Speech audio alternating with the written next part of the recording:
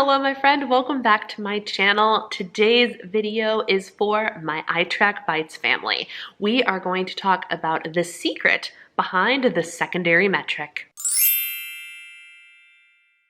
For those of you that don't know, the app iTrackBites is a food log tracker that has a lot of differing plans available, and I am an iTrackBites ambassador. I'm one of their first ambassadors. It is an app that I have been using for years now, and I absolutely adore the app, the company, and the people that I communicate with within the company. They are all wonderful. So iTrackBites is my jam, as you guys know. I have also done all of the plans at some point in my life, except for one. The app offers 6 different plans, and I have actually done throughout my entire weight loss journey 5 of the 6 of them. And they might not all have been with the app iTrackBites, but I have done 5 of the 6 plans. The only plan that I haven't touched is keto, and I will never touch the keto plan. Personal opinion, never gonna do it. Anyway, today's video is a little bit of a deeper dive into the secondary metric feature. I actually did back in July of 2020, I did a video talking about the basics behind the secondary metric feature, and that's not what this video is about. This is about one feature in particular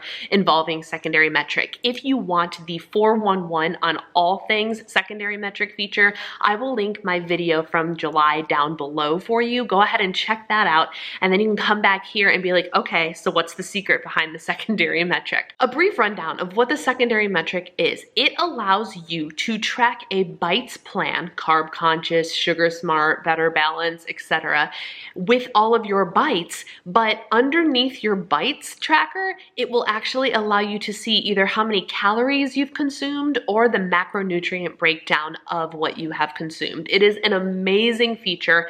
It is a feature that I wish all food tracker apps had. So valuable in my opinion, especially when you are tracking bites instead of calories. It is always helpful to know how many calories you are eating. I have addressed this in my video ages ago, the #1 reason you're not losing weight on Weight Watchers Freestyle. I talk all about how we're so focused on 0-point foods that we might not necessarily be taking into consideration how many calories the foods that we are consuming that are 0 points are. So the secondary metric feature I have found to be profoundly helpful in keeping all of those things on track. I was recently on the carb conscious plan, and making sure I could keep track of my calories was very, very helpful to make sure I had everything in balance. And I also would toggle between calories and macronutrients so I could keep track of my protein goal easily as well. Your girl's got a lot going on. One of the most frequently asked questions I get when I'm either on an iTrackBites takeover or a comment on my YouTube channel or popping into my live stream is about the secondary metric feature, specifically about the calories in the secondary metric feature. If you have turned on secondary metric, which by the way is a pro only feature, unless you pay for the pro subscription to iTrackBites, you do not have access to the secondary metric. That's only for pro. If you have pro and you decided to turn on the secondary metric, let's say for the sake of argument, you are in carb conscious land and you turn on secondary metric for calories, a lot of people's jaws drop when they see the number that iTrackBites has set up for them in terms of calories for their weight loss. And the reason their jaws drop is usually because they think it is a very large number, and they scratch their heads and go, oh my gosh, how am I gonna lose weight when I eat that much food? Or I run out of bites before I run out of calories. What am I to do? That's what I'm here to address today. I want to tell you not how to eat all of your calories and stay within your bites. That's not what I'm here to tell you to do. I am here to tell you what the app is doing on the back end so you can understand the number that iTrackBites gives you so you can make an informed decision for yourself going forward as to if you want to change the number of calories in your secondary metric manually, which you can do. You just have to go to settings and turn on the manual information, and you can decide what your calorie goal is and what your macro balance is. And that way you can decide whether or not you want to change things or not. So many people are so worried about it. And I actually told you guys, don't worry about it. The number it gives you is actually your maintenance mode calories. Turns out I was wrong. Yes, I can admit when I'm wrong. And so I took a deep dive because I'm like, well, maybe if I am wrong, I need to figure out what exactly is happening here. I have personally had manual entry turned on for so long, and I'm currently tracking calories, not bites. So like, I didn't know what the default numbers for myself would be in the app anyway. So I was like, you know what? Let's go back to square one, pretend this is day one on iTrackBites. I turned off manual, so iTrackBites would automatically tell me what it thinks I should do. The first thing I did was go to the calorie command plan, because that's what I'm on. I go, okay, here's all the information iTrackBites. How many calories should I get in a day? And it determines that by your age, your weight, your gender, your height, how active you are, things like that. And on calorie command, it also asks you, how fast would you like to lose weight? Half a pound a week, pound a week, 1.5 pounds a week, 2 pounds a week.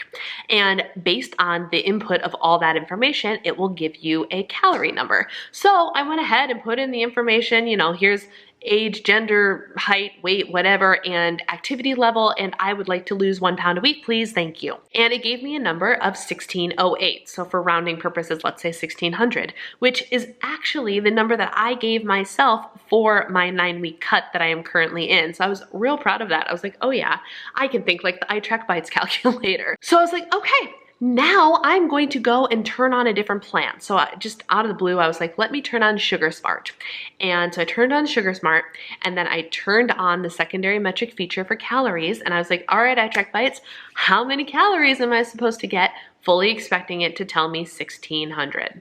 And instead, it told me 1856. Okay. So that's 250 more than what it gave me in the calorie command plan. Interesting. But knowing my body, after time of being in my own personal maintenance mode, I knew that those weren't my maintenance calories. My maintenance calories were around 2100. So that number is still a calorie deficit. But why was the number different from the number it gave me in the calorie command plan? So I switched back to calorie command, and here's what I did. I started to mess around with the settings. The only setting I knew that would be potentially different between the plans is the how fast I want to lose weight setting. So just for fun, I don't know what I was expecting to happen, but just for fun, instead of being at, I want to lose 1 pound a week, I flipped it to, I want to lose half a pound a week, right? Or about 25 pounds in a year. Okay. And then I clicked go in the calorie command plan, and guess what number iTrackBites gave me? 1856. And so it matched the number that it gave me for the secondary metric on a bites plan. This discovery was the discovery to end all discoveries on iTrackBites. I had figured out what the equation was for secondary metric calories. So what does this mean? This means that when you turn on secondary metric for calorie counting in a bites plan, Conquer Cravings, Carb Conscious, Sugar Smart, Better Balance, when you turn on secondary metric of calories for those 4 plans, the number you will see is what iTrackBites says will be your caloric deficit number at the rate of weight loss of half a pound a week. No, there is no way to change that output. So that's why for a lot of people, the number feels really high, because that is one of the lower rates of weight loss that could be achieved using a caloric deficit calculation. What do you do with this information? First, you can rest easy knowing that the number that the secondary metric gives you is not so high that you won't lose weight. You will just lose at a slightly slower rate. That's not a bad thing. Hold up, before you panic, that's not a bad thing. It is okay to be a slow loser. I'm a turtle loser here, and that's okay. It's not a bad thing. Slow and steady wins this race, ladies and gentlemen. However, if you were interested in changing that information, here's how you would go about doing that.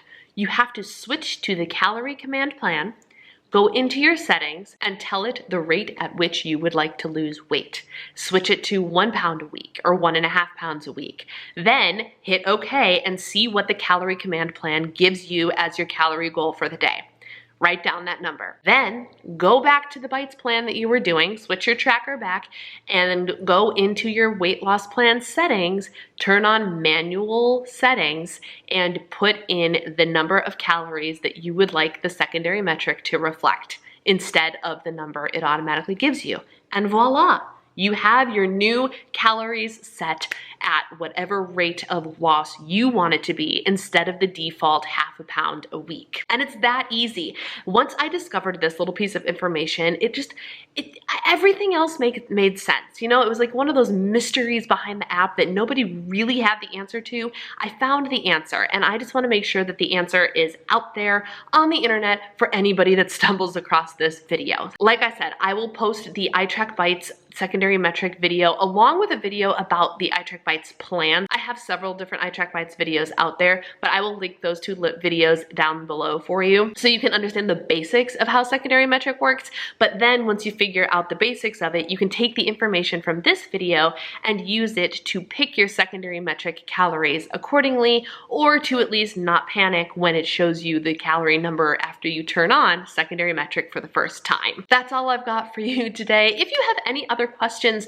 that you would like me to address in like a singular question video like this, go ahead and leave the questions in the comments section below and I can add them to the list of things to film in the future. If you like this video, it would really help me out if you gave me a thumbs up, and if you would like to join the Diva and the Divine community, I would love to have you. You know where that little red button is. Thank you guys so much for taking the time to watch. I really hope this video helped answer your questions about the secondary metric on iTrackBites, and I will see you guys in a later video. Take care. Bye.